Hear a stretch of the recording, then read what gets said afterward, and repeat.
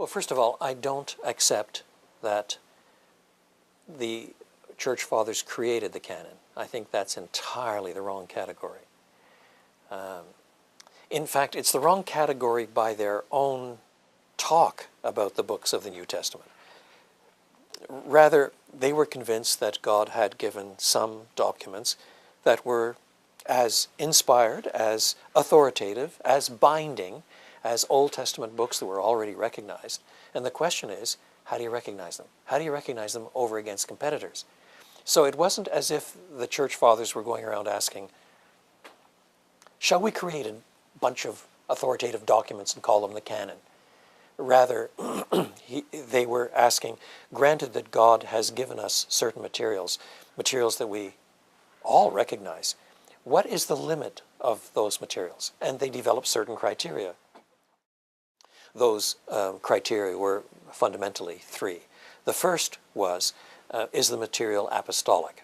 Now, by that they didn't necessarily mean it had to be written by an apostle, one of those first designated by Jesus, but it either had to be written by an apostle or be associated with an apostle in some sense, within a full generation.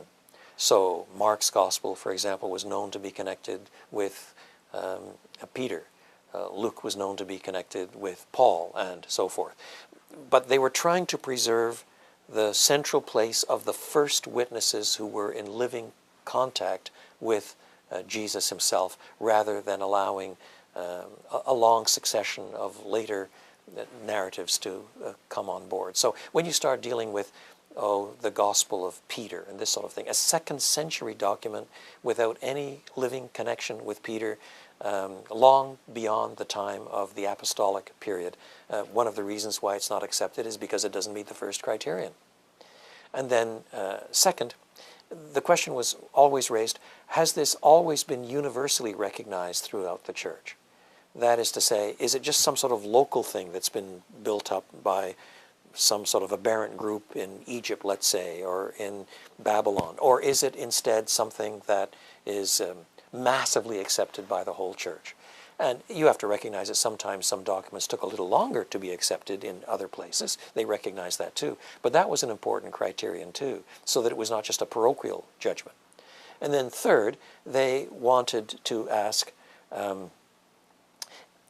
is this in line with the gospel that we have understood, with what has already been passed down in the documents that are already accepted, in the teachings that the first apostles recognized? Is this something that that is in line with that, or is it different? Now, the possibility of false documents being circulated was recognized from the earliest period. Paul himself warns the Thessalonians that sometimes people were even using his name, trying to claim some authority when it wasn't really valid, which is why even when he dictated his letters, he made sure he signed it himself, the signature by the hand of me, Paul, so I write in all my letters. So the question of authentication was pretty important, and the church tried to handle it pretty well. But that doesn't mean that the authority rests in the church. The church merely came to recognize a packet of documents that God himself had given. That is the way it seems to me that it should be worded. And to think of this as a massive conspiracy in which a lot of priestly people in Rome or someplace picked and chose in order to get rid of a whole lot of false teaching has really got the history all backwards. It's been touted this way for a long time, as if the first teaching structure of the early church was massively diverse and variegated and so on, and gradually became narrower and narrower as the Orthodox, those nasty right-wing bigoted people, finally cut off Gnostics and other kinds of things. The history is just distorted when it's put like this, and it has been answered again and again and again. It starts off with the teaching of Jesus and the apostles, and as it begins to expand, then there are variations of teaching that eventually are judged to be outside the camp. Already in one of the earliest documents in the New Testament, Paul's letter to the Galatians, he is dealing with another gospel that is really no gospel at all. That's because there was already an accepted gospel, and now something is distorting it, and he begins to challenge it. And as the challenges become more and more and more diverse, you get into the second and third centuries, and you begin to see claims of things that are very far removed from what you find in the New Testament.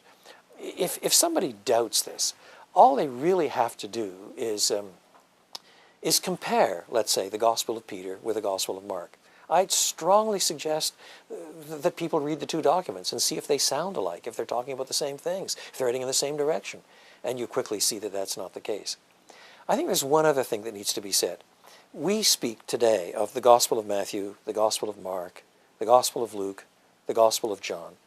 And there are some people of more skeptical persuasion that think that this suggests there were different messages. There were different Gospels. There were different teachings. There was a Markan teaching and a Lucan teaching and a Johannine teaching and so forth, and they can't really be fit together. But that's not what the earliest documents call them.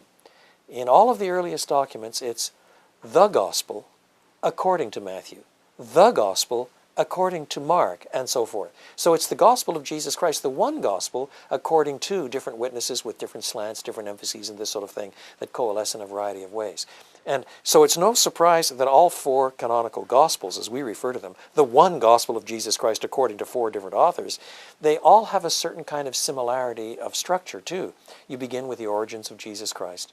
You mention John the Baptist. You go through periods of Jesus' ministry, his teaching, sayings, with different emphases, admittedly, until ultimately there's a drive toward Christ's death and resurrection.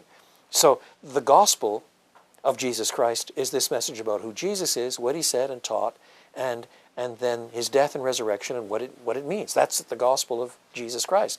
So you come to something like the so-called Gospel of Thomas. It's not a gospel.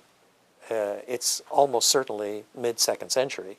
But in any case, it doesn't have any of the storyline.